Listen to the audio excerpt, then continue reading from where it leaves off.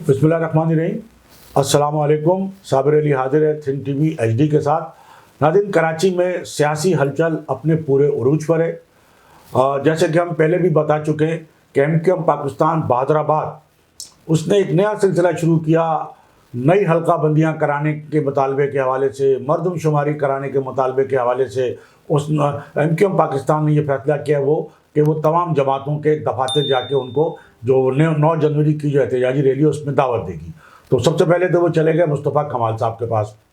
मुस्तफ़ा कमाल साहब दायरे के पहले से तैयार थे, बल्कि हमने पहले भी आपको बताया कि असल में तो ये बहाना था रैली का, क्योंकि मुस्तफ़ा कमाल साहब और डॉक्टर फारूक सत्तार साहब जो हैं वो अज खुद बहादराबाद जाने के लिए तैयार नहीं थे। जैसे कि गवर्नर सिंध कामरान टिसोरी जो है इनको मिलाने के लिए जो एक पूरा मिशन लेकर चले थे, तो जब ये तैयार नहीं हुए, ख़ास तौर पर मुस्तफ़ा कमाल और अनीस क़ाइम ख़ानी, और उन्होंने कहा कि पहले तो वो हमारे पास हैं, अब वो उनके पास कैसे जाते, तो वो दावत नहीं के गए थे। बहरहाल उनके पास चले गए, दावत उन्होंने तो ज़ाहिर कबूल की, लेकिन लोग ये कहते हैं कि सबसे पहले तो डॉक्टर फारूक सत्तार के पास जाना चाहिए था, क्योंकि फारूक सत्तार ने अपनी अलग पार्टी नहीं बनाई, उन्होंने अपनी एक कमेटी ज़रूर बनाई और वो सीनियर रहनुमा एमक्यूएम पाकिस्तान के, और ज़ाहिर है कि वो एमक्यूएम के कन्वीनर भी रह चुके हैं। लेकिन बहरहाल अब तक जो एमक्यूएम पाकिस्तान बहादराबाद ने डॉक्टर फारूक सत्तार को अब तक कोई लिफ्ट नहीं कराई है। और एमक्यूएम कल जो है वो जमात इस्लामी के दफ्तर इदारा नूर हक गई थी, जहां जमात इस्लामी ने एमक्यूएम की क्लास ले ली। डॉक्टर खालिद मकबूल सिद्दीकी और हाफिज नईमुर रहमान, यानी एक जानिब जमात इस्लामी कराची के अमीर, दूसरी जानिब एमक्यूएम पाकिस्तान के सरबराह डॉक्टर खालिद मकबूल सिद्दीकी, वो आमने सामने थे। और जब दोनों मुश्तरका प्रेस कॉन्फ्रेंस कर रहे थे तो जमात इस्लामी के हाफिज नईमुर रहमान ने उनकी बहुत खूबसूरत तरीके से क्लास ले ली और उनको ये कहा कि जनाब आप तो कोटा सिस्टम के लिए आए थे, वो आप नहीं करा सके। बहुत सारे तो नाज़रीन, जमात इस्लामी के अमीर हाफिज नईमुर रहमान ने डॉक्टर खालिद मकबूल सिद्दीकी के मुंह पर जब ये कहा, उनकी मौजूदगी में, जब वो बराबर में खड़े थे, कि जनाब ये कैसी अपोजिशन है आपके, आप हुकूमत में भी हैं और अपोजिशन में भी हैं और बहुत सारी चीज़ें। तो खालिद मकबूल साहब के पास इसका कोई जवाब नहीं था। फिर हाफिज नईमुर रहमान जो और बहुत सारी बातें उनके सामने करना चाहते थे, लेकिन उन्होंने कहा कि चले मैं नहीं करूँगा, इसलिए कि आप हमारे यहाँ खुद तशरीफ़ लाए। तो बहरहाल ये एक तरह से वहाँ पे जो मुश्तरका प्रेस कॉन्फ्रेंस में जो सूरत-हाल बनी, तो डॉक्टर खालिद मकबूल सिद्दीकी और उनके पीछे खड़े हुए साबिक मेयर कराची वसीम अख्तर, पूरे एमक्यूएम के वफ्द को जो है बड़ी हज़मियत का सामना करना पड़ा। और बड़ी कहा जाता है कि उन्होंने ऐसी क्लास ली है उनकी, हाफिज नईमुर रहमान साहब ने, कि वो बिल्कुल अपना मुंह लटकाए वापस आए हैं। जमात इस्लामी ने एक तो उनकी दावत भी कबूल नहीं की और रैली में शिरकत से भी माजरत कर ली, बल्कि आज जो है जमात इस्लामी ने जो ऐलान किया था, तो जमात इस्लामी एक बहुत बड़ी रैली लेकर जो है वो चीफ मिनिस्टर हाउस पहुंच गई। गो के उसको कराची प्रेस क्लब पे रोका गया, लेकिन जमात इस्लामी के कारकुन, आपको पता है कि बड़े पुराने और बड़े मंजे हुए और बड़े पक्के लोग होते हैं, तो वो बहरहाल उन्होंने पुलिस की रुकावटों का और किसी किस्म का कोई ख्याल नहीं किया और वो चीफ मिनिस्टर हाउस उन्होंने जो है अपना सफ़र जारी रखा। उनको रोकने की बहुत कोशिश की गई, तो एक बड़ा कामयाब उनका ये मुजाहरा है, रैली है। लेकिन अब उन्होंने धरना देना, अब देखते हैं कि उनका जो धरना है चीफ मिनिस्टर हाउस के बाहर वो कब तक जारी रहता है। तो दूसरी एक तरफ तो एमक्यूएम पाकिस्तान जो है वो इस मिशन पर है कि किसी तरह बल्दियाती इलेक्शन मौखर हो जाए, दूसरी तरफ जमात इस्लामी जो है वो बल्दियाती इलेक्शन कराना चाहती है। अब अच्छा, आज एमक्यूएम पाकिस्तान जो है वो एमक्यूएम हकीकी के चेयरमैन आफाक अहमद के पास भी गई। आफाक अहमद कल पहले ही ये कह चुके हैं कि मैं तो किसी इत्तेहाद का कोई जो धड़े बड़े मुत्तहिद हो रहे, मैं तो बिल्कुल हिस्सा। और याद नाज़रीन, आपको याद होगा कि हम ये बात बहुत पहले से करते रहे हैं कि आफाक अहमद कम अज़ कम किसी इत्तेहाद का हिस्सा नहीं बनेंगे, और हम ये बता चुके हैं। और एक बार फिर आपको ये अब बताते चलें कि आफाक अहमद की अपनी एक सियासत है और उनका अपना एक नुक्ता नज़र है। वो महाजर कास्ट पे एक डटे हुए हैं और वो महाजर कास्ट के अलावा जो है वो किसी से जो है वो इसके अलावा वो बात नहीं करना चाहते। और वो चाहे वो कहते हैं कि चाहे मैं तन्हाई क्यों ना हूँ, तन्हाई क्यों ना लड़ूँ, लेकिन मैं उनका अपना एक बहरहाल मौक़िफ़ है और अपने स्टाइल से जो है वो مہاجروں کے حقوق کے لیے اپنی ایک تحریک جاری رکھے ہوئے ہیں. ان کو اس بات سے کوئی غرض نہیں آفاق احمد کو کہ انہیں ووٹ کتنے ملتے ہیں, انہیں مینڈیٹ ملتا ہے نہیں ملتا ہے, یا انہیں لوگوں کے ساتھ مل کر اتحاد کر کے کوئی ووٹ حاصل کرنے کی ایسی کوئی ان کی خواہش نہیں ہے. بس وہ مہاجر کاسٹ کے اوپر جو ہے وہ ڈٹے ہوئے اور اپنی جو ہے اپنا ایک سفر جاری رکھنا چاہتے ہیں. پاکستان پیپلز پارٹی وہ بھی ایم کیو ایم کو جس طرح انکار کر چکی ہے آپ کے سامنے, تو اب یہ صورتحال سامنے آئی ہے کہ ایم کیو ایم پاکستان جو بلدیاتی الیکشن مؤخر کرانے کے لیے ایک نئی حلقہ بندیوں کے حوالے سے جو ایک مطالبہ سامنے رکھ کے احتجاجی ریلی میں لوگوں کو شرکت کی دعوت دے رہی ہے, تو ایم کیو ایم پاکستان کو ہر محاذ پر ناکامی کا سامنا کرنا پڑ رہا ہے. ایم کیو ایم پاکستان نے اپنے جو ایڈمنسٹریٹر لگوائے تھے وہ واپس ہو گئے, تو آج جمعرات کے روز ایم کیو ایم پاکستان کا بہادر آباد میں رابطہ کمیٹی کا اجلاس بھی ہوا. اس رابطہ کمیٹی کے اجلاس میں ساری صورتحال کا جائزہ لیا گیا. آفاق احمد سے جو ملاقات کرنے کے لیے وہ جانے سے پہلے رابطہ کمیٹی کا اجلاس ہوا, اس میں اس بات کا بھی جائزہ لیا گیا کہ آفاق احمد سے کیا کرنا ہے. پھر جو کل جماعت اسلامی سے بات چیت ہوئی اس کا جائزہ لیا گیا, مصطفیٰ کمال سے جو بات چیت ہوئی اس کا جائزہ لیا گیا. اور آپ کے علم ہے کہ ڈاکٹر خالد مقبول صدیقی نے مصطفیٰ کمال کو ایم کیو ایم جوائن کرنے کی دعوت دی تھی, لیکن وہ انہوں نے فوری طور پہ قبول نہیں کی. انہوں نے کہا کہ ہم اپنی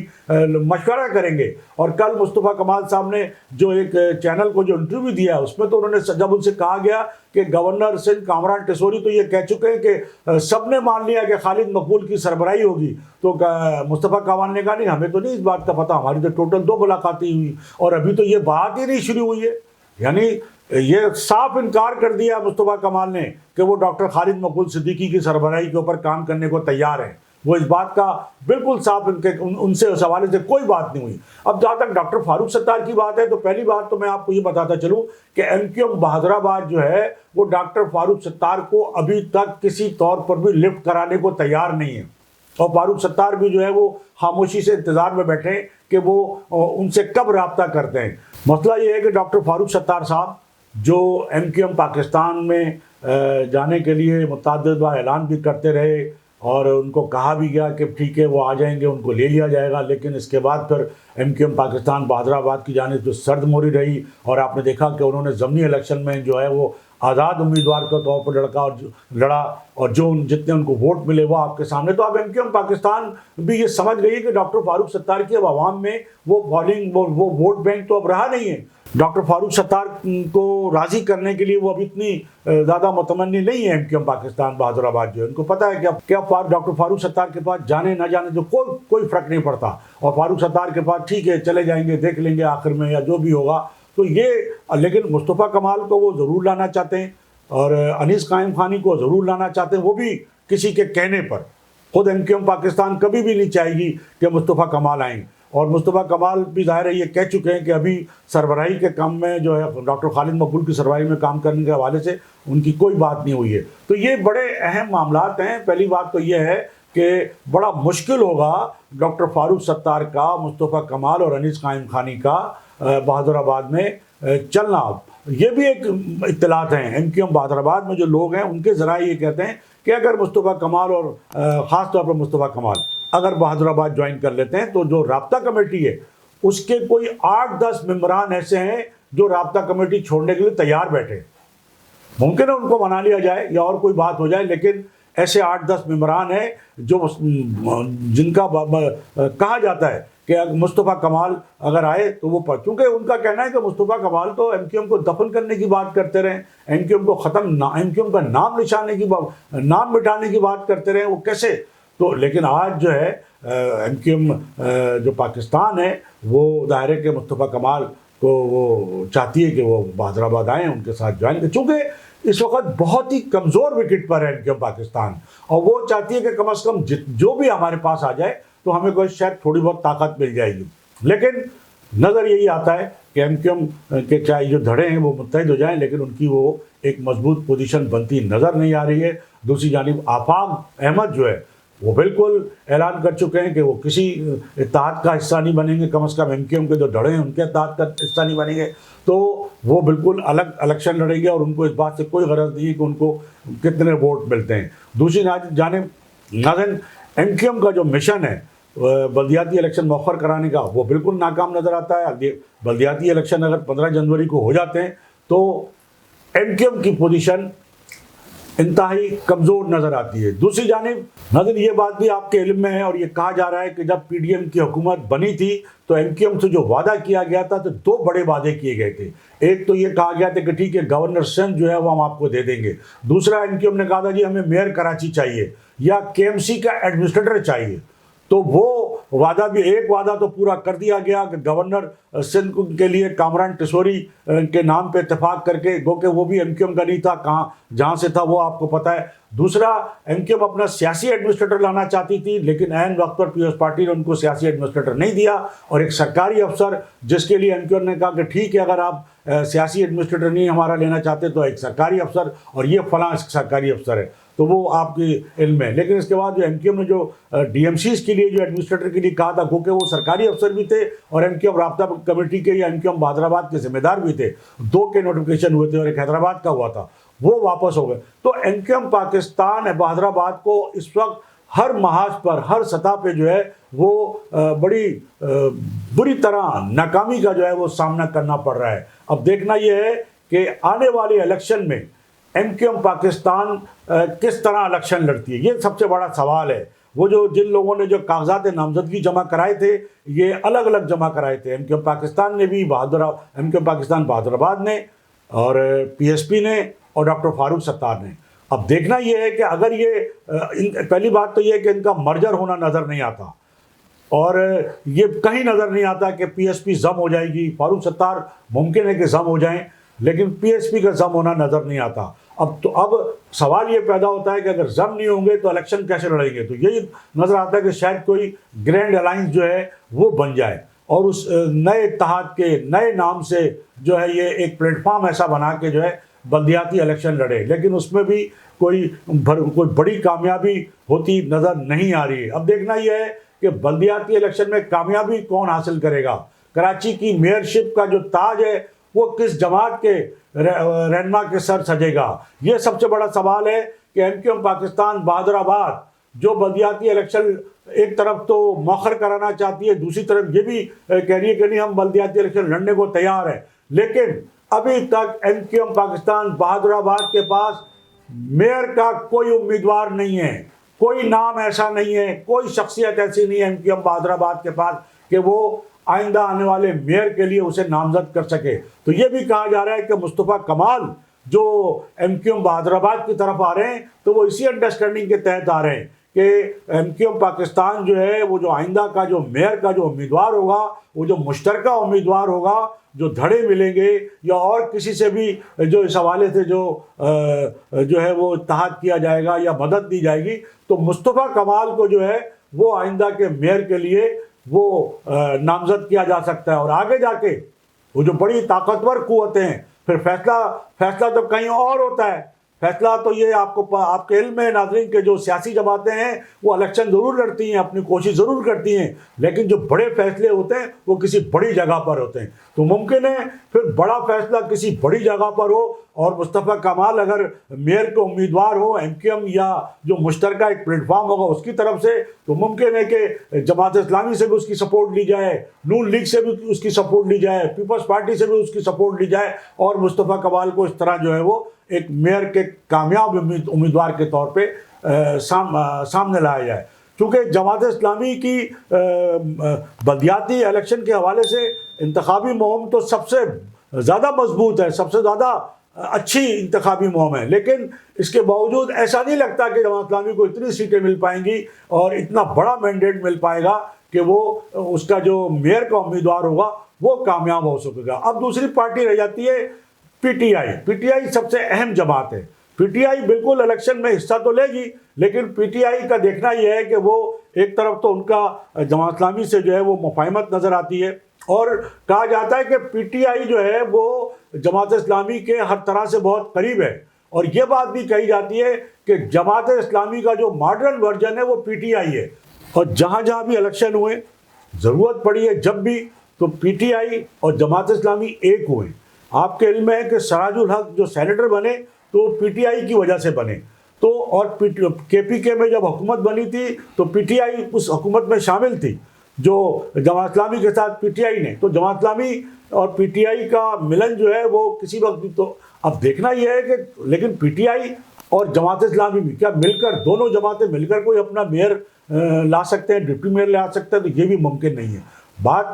اب جو اس وقت PTI کی صورتحال ہے اس پہ یہ کہا جاتا ہے کہ جو طاقتور حلقے وہ تو PTI کو بالکل نہیں دیکھنا چاہتے، وہ تو نہیں چاہتے کہ وہ کامیاب ہوں، اور PTI کی کوئی تنظیم ایسی نہیں ہے، PTI کی کوئی ایسی مقبولیت نہیں ہے کہ اسے کوئی PTI تو اس لیے کامیاب ہے یا ووٹ اس کو اتنے ملیں گے جو اس کے اپنے فالوورز ہیں، جو ووٹ ہیں، کہ یہ لوگ ناکام ہو جائیں گے، کیونکہ سب سے بڑا جو فیکٹر ہے الیکشن کے اندر وہ بائیکاٹ کا فیکٹر ہوگا، سب سے بڑا فیکٹر، اور چونکہ جو لندن MQ میں وہ بائیکاٹ کرے گی تو جو ووٹنگ کا ریشو ہے وہ بہت کم ہوگا، اس کم ریشو میں ووٹنگ کی جو ووٹ پڑے گے اس میں جو اگر 10% بھی ووٹ پڑتے جیسے کہ پہلے بھی پڑتے رہے تو اس 10% میں بھی PTI کا جو پرسنٹیج ہے وہ اسے ملتا ہے ان جماعتوں کو مقابلے میں، لیکن جو بڑا جو مارجن ہے، جو پرسنٹیج ہے وہ بائیکاٹ کا ہے۔ تو دیکھنا یہ ہے کہ اب MQM پاکستان بھی جو ہے وہ کیسے الیکشن میں جاتی ہے، ایک طرف تو وہ الیکشن مؤخر کرانے کے لیے اور دوسری طرف کی مہم چلائے ہوئے لوگوں سے مل رہی ہے، لیکن ایک دوسری جانب وہ الیکشن بھی اگر لڑتی ہے، یہ نہ ہو کہ MQM پاکستان بھی، چونکہ خالد مقبول صدیقی یہ کہہ چکے ہیں کہ MQM کے بغیر الیکشن جو ہے وہ بے معنی ہوں گے۔ بالکل خالد مقبول صدیقی نے یہ بات پریس کانفرنس میں کہی ہے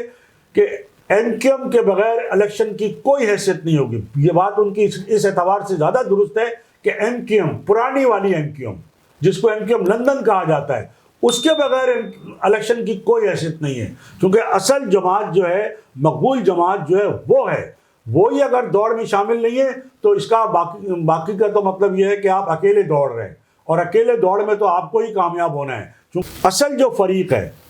وہ دوڑ میں شامل نہیں ہے، وہ ہے MQM لندن، پرانی والی MQM۔ تو اب دیکھنا یہ ہے کہ MQM پاکستان بھی اگر بائیکاٹ کر دیتی ہے یا الیکشن میں حصہ نہیں لیتی ہے تو پھر اس الیکشن کی